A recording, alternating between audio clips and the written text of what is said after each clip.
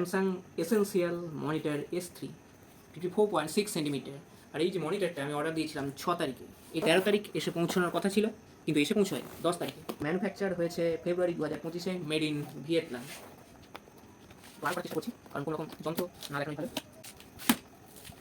এই দেখুন এখানে কিছু, এটা বটম সাইড, এটা নিয়ে কিন্তু উল্টো দিক থেকে কেটেছি, এটা স্পষ্ট বোঝা যাচ্ছে।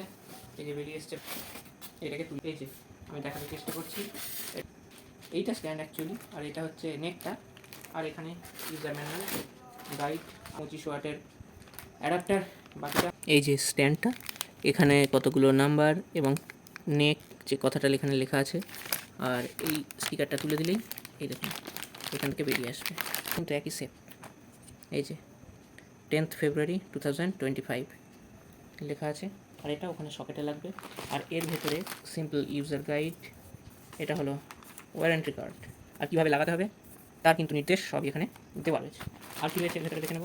এরকম এর ভেতরে রয়েছে একটা HDMI, সঙ্গে রয়েছে একটা অ্যাডাপ্টারের একটা সকেট, এখানে রয়েছে একটা অ্যাডাপ্টার, 25 ওয়াট লেখা আছে, কিন্তু ভোল্টেজের কথাটা কিছু লেখা নেই, কেন জানি না। এইবার দেখুন আসলে সেই মনিটর কি অসাধারণ দৃশ্য না, অনেকটা বড় কিন্তু।